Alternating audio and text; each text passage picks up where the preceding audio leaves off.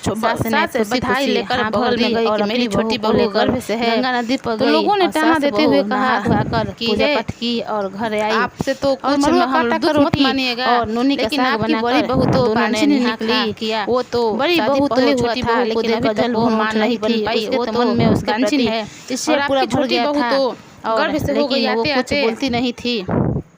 एक दिन आते वो लक्ष्मी है।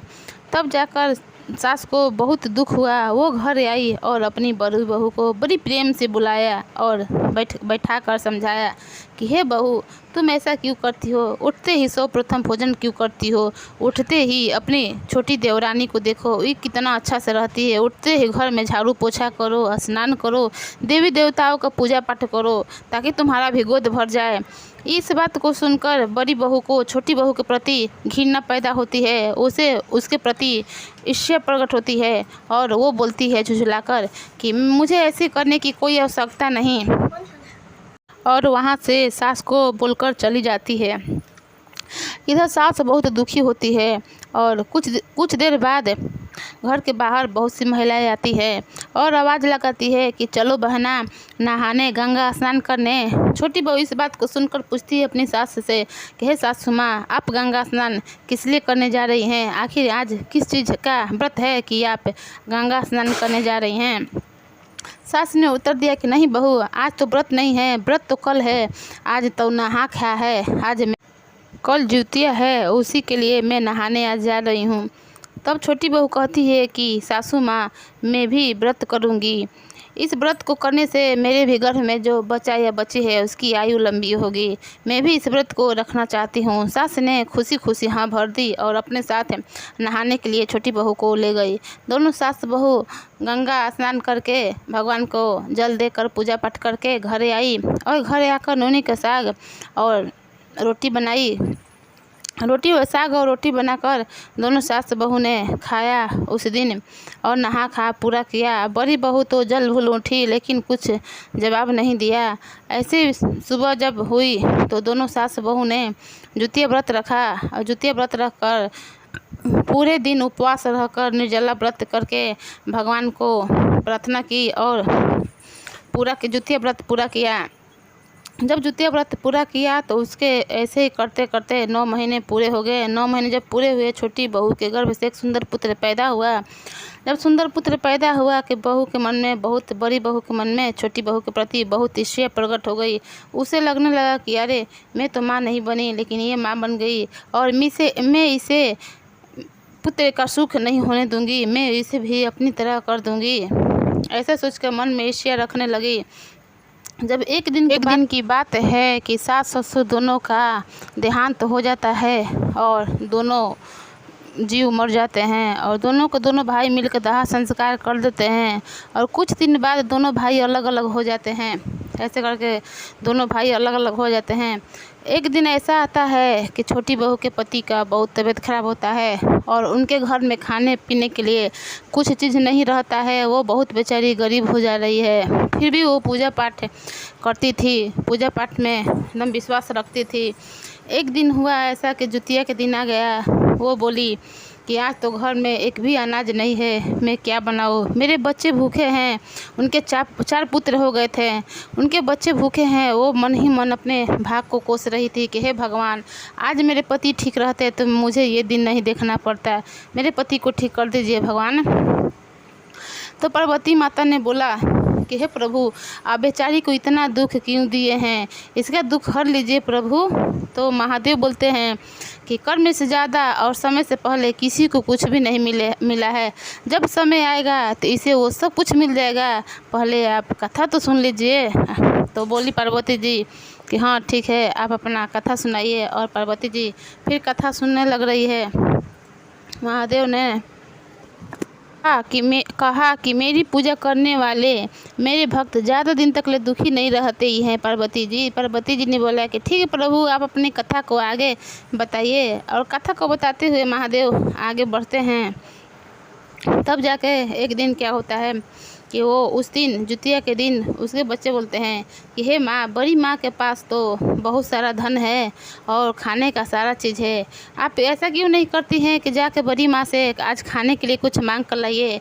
जब पिताजी ठीक हो जाएंगे तो उनको वापस कर दीजिएगा। यह सोचकर छोटी बहू बड़ी बहू के पास जाती है और बोलती है कि दीदी, मुझे कुछ खाने के लिए, मेरे बच्चे भूखे हैं, कुछ दे दीजिए। आज द्वितीया का निहा खा है, कुछ दे दीजिए। मेरे पति ठीक हो जाएंगे तो मैं आपको दे दूँगी।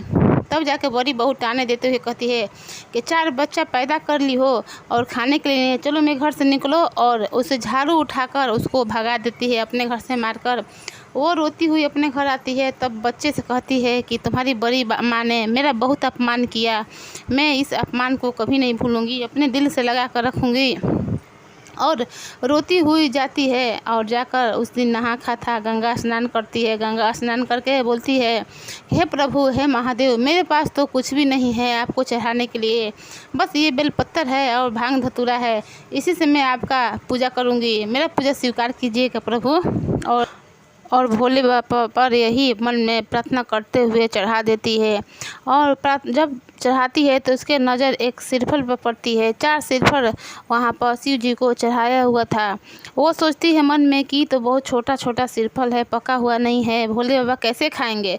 भोले बाबा के तो इतने सारे भक्त हैं, इतने अच्छे अच्छे फूल चढ़ाते हैं भोले बाबा, तो वो खाएंगे। उसको वो उठाकर अपने घर लाती है और बोलती है कि इससे अच्छा पका हो या चाहे कुछ भी, मेरे बच्चे खा लेंगे, मेरे पति खा लेंगे।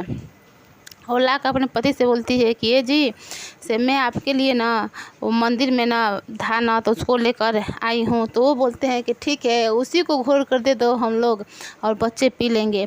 जब पत्नी फोड़ने जाती है तो फूटता ही नहीं है, एकदम लगता है कि जैसे कि ईंट है कि पत्थर है, फूटता ही नहीं है।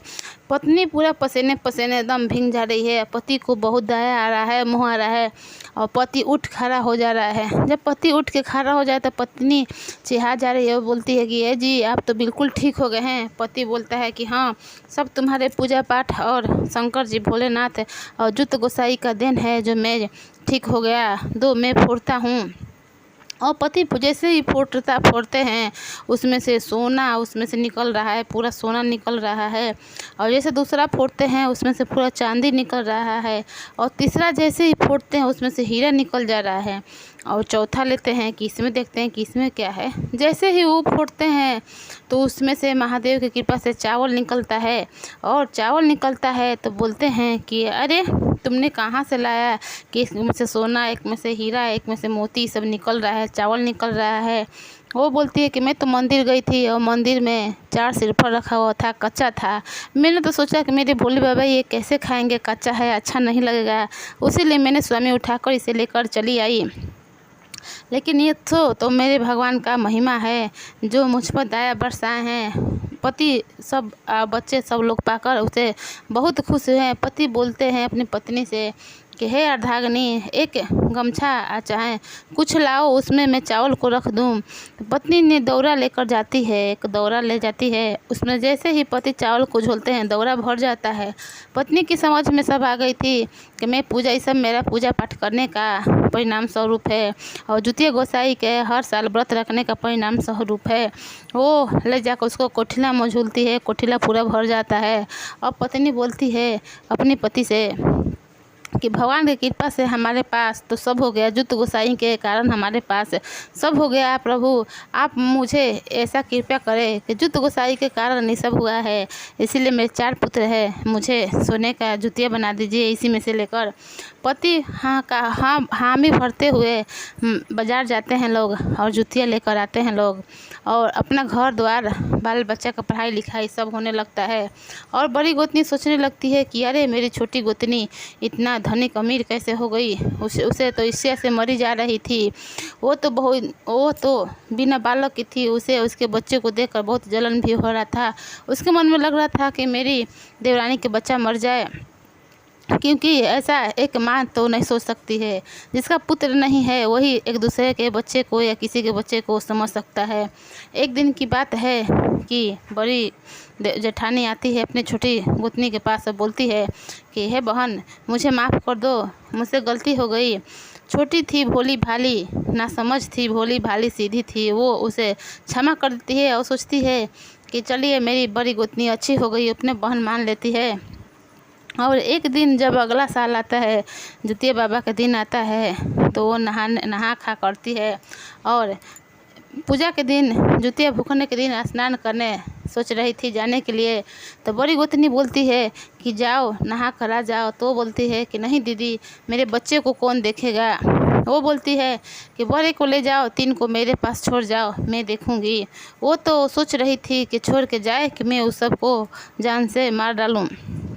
वो बोली कि ठीक है दीदी। वो बड़े बच्चे को लेकर चल जा रही है, गंगा घाट पर जाती है, पूजा पाठ करती है, नहाती है, धोती है और कथा सुनने लगती है।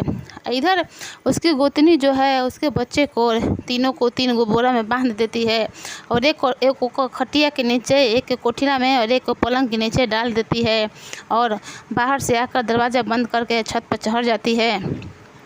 और इधर पूजा कर रही है। जब पूजा कर रही है तो चिल्लाकर उसके सर पर पूरा चीरम मंडरा रहा है। तो वो बोलती है कि हे जुत गोसाई, आखिर क्या बात है कि चील मेरे सर पर मंडरा रहा है। वो ध्यान ना देते हुए अपने पूजा पाठ में लगी रहती है और जुत गोसाई की मन श्रद्धा से पूजा पाठ करती है और घर आती है। जब घर आती है तो बोलती है कि हे दीदी, मेरे बच्चे कहाँ हैं। तो ऊपर से आवाज़ देती है कि तुम्हारे बच्चे मैं क्या जानूँ, वो तो तुम्हारे पीछे लग गए थे। बोले कि नहीं, मैं नहीं रहूँगा। तुम्हारा मझिला बेटा एक को गोद में ले लिया और एक हाथ धरकर तुम्हारे पीछे लग गया। तो बोल रही है कि नहीं दीदी, ऐसा तो नहीं हो सकता, मेरे तो बच्चे तीनों मुझसे मिले नहीं है। अब रात हो चुकी है, मैं कहाँ जो अपने बच्चों को ढूंढने, पूरा बिलखने लग रही है, रोने लग रही है। गांव मोहल्ले के लोग उठ जुट जाते हैं कि आखिर क्या हुआ कि तुम इतना रो रही हो। सारी बात बताती है। सब लोग जानते थे कि उसकी बड़ी गोतनी बहुत बदमाश थी। वो तो उसके तो बच्चा नहीं थे, वो तो बांझ थी। वो क्या जानती थी प्रसौती का हाल, वो तो बांझ थी। उस सबको लगा कि यही कहीं बच्चे को कुछ की है। तब जाकर लोग दरवाज़ा खुलवा कर उसके घर में ढुककर बच्चे को खोजने लगते हैं। तो देख रहे हैं कि एक बच्चे को चौकी के नीचे बांध कर ठेली हुई है, दूसरे बच्चे को खटिया के नीचे ठेली हुई है। आज जो छोटा बच्चा है उसे कोठिला में डाल दी थी। 2 बच्चे तो जीवित थे, लेकिन जो छोटा बच्चा था वो नवजात होने के कारण दम तोड़ दिया था। तब जाकर सब लागते हैं लोग।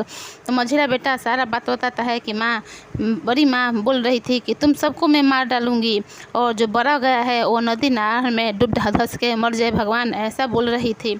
और छोटे बच्चा मर गया, उसे माँ बिलखती रो रही है, पूरा बिलख रही है, रो रही है।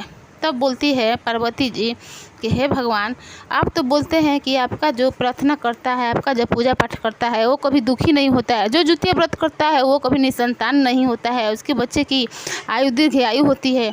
महादेव बोलते हैं कि अभी कहानी बाकी है, कहानी तो पहले देख लीजिए पार्वती जी। तो बोलती है कि अच्छा प्रभु, ठीक है। उसके बाद क्या होता है, वो अपने पुत्र को गोद में उठाती है और दौड़ती दौड़ती उसी घाट पर जाती है जहाँ जुतिया गोसाई का व्रत की थी और कथा सुनी थी। वहीं पर दौड़ती हुई जाती है और वहीं पर अपने बच्चे को रखकर रोती है, बिलखती है और कहती है कि हे जुत गोसाई, दुनिया में सदियों से चला आ रहा है कि जो जुतिया व्रत श्रद्धा से करता है, मन से करता है, उसके पुत्र की आयु दीर्घ आयु होती है। मैंने तो आपको हर बार मन से, सच्चा मन से आपके व्रत किया है, फिर आप मुझे निसंतान क्यों कर रहे हैं प्रभु? मेरी प्रार्थना स्वीकार की। रोती बिलखती है। तब जाकर एक साधु आते हैं और जुत गोसाई साधु के रूप में आते हैं और उसको शर्वासन देते हुए कहते हैं कि हे पुत्री, तुम्हारा बालक जीवित है, तुम जाओ, तुम जिस धागा को अपने हाथ में लेकर, जुतिया को अपने हाथ में लेकर कथा सुनी थी, वही इसके गले में डालना, तुम्हारा पुत्र जीवित हो जाएगा, इसका आयु दीर्घ आयु होगा, और तुम जाओ, अपने घर जाओ। अपने पुत्र को उठाती है और दौड़ती हुई वहाँ से अपने पुत्र को लेकर घर आती है। और जो जुतिया हाथ में लेकर भगवान का कथा सुनी थी, जुत गोसाई, जुत बाबा की कथा सुनी थी, वही जुतिया जैसे ही बच्चे के गले में डालती है, बच्चा जीवित हो जाता है, हंसने खेलने कूदते लगता है, किलकारियाँ देने लगता है। सब लोग जुत गोसाई के जय जयकार करते हैं, जय जयकार करते हैं। और वो जो बड़ी गोतनी थी उसको पूरा समाज से निकाल दिया जाता है, उसका पति उसका परित्याग कर देते हैं। सांसारिक दुखों को भोग कर नर्क को प्राप्त हुए। तब पार्वती जी कहती है कि इसीलिए जुतिया पर्व को महापर्व कहा जाता है, श्रेष्ठों में श्रेष्ठ महापर्व जुतिया को कहा जाता है।